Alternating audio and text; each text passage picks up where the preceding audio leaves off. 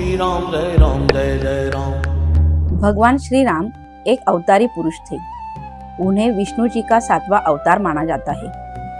श्री राम को धरती पर मर्यादा का संदेश देने के लिए भेजा गया था, इसलिए उन्हें मर्यादा पुरुषोत्तम के नाम से भी जाना जाता है। महाराज दशरथ ने पुत्र प्राप्ति हेतु यज्ञ आरंभ करने की ठानी। महाराज की आज्ञानुसार शामकर्ण घोड़ा चतुरंगिनी सेना के साथ छुड़वा दिया गया। महाराज दशरथ ने समस्त मनस्वी, तपस्वी, विद्वान ऋषि मुनियों तथा वेद विज्ञ प्रकांड पंडितों को यज्ञ संपन्न कराने के लिए बुलावा भेज दिया। निश्चित समय आने पर समस्त अभ्यागतों के साथ महाराज दशरथ अपने गुरु वशिष्ठ जी तथा अपने परम मित्र अंगदेश के अधिपति लोभपात के दामाद भृगु ऋषि को लेकर यज्ञ मंडप में पधारे। इस प्रकार महान यज्ञ का विधिवत शुभारंभ किया गया। संपूर्ण वातावरण वेदों की ऋचाओं के उच्च स्वर में पाठ से गूंजने तथा समिधा की सुगंध से महकने लगा। समस्त पंडितों, ब्राह्मणों, ऋषियों आदि को यथोचित धन धान्य, गौ आदि भेंट कर सादर विदा करने के साथ यज्ञ की समाप्ति हुई।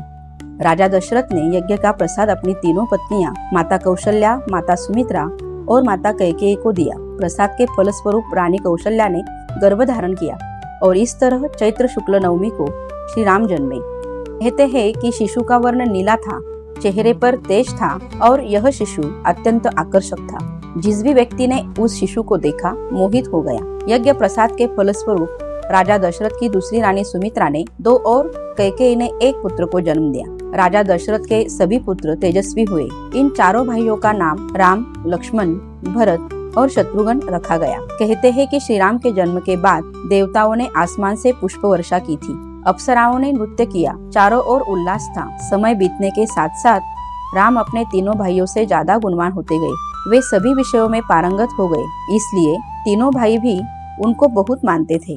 आयु बढ़ने के साथ ही रामचंद्र गुणों में भी अपने भाइयों से आगे बढ़ने तथा प्रजा में अत्यंत लोकप्रिय होने लगे। उनमें अत्यंत विलक्षण प्रतिभा थी, जिसके परिणाम स्वरूप अल्पकाल में ही वे समस्त विषयों में पारंगत हो गए। उन्हें सभी प्रकार के अस्त्र शस्त्रों को चलाना तथा हाथी, घोड़े एवं सभी प्रकार के वाहनों की सवारी में उन्हें असाधारण निपुणता प्राप्त हो गई। वे निरंतर माता पिता और गुरुजनों की सेवा में लगे रहते थे। इसलिए रामनवमी के दिन भगवान राम का जन्म उत्सव मनाया जाता है। आप सभी को रामनवमी की हार्दिक शुभकामनाएं। ऐसे ही सनातन धर्म से जुड़ी कथा, संगीत और अन्य वीडियोस देखने के लिए हमारी चैनल को सब्सक्राइब करें। जय श्री राम।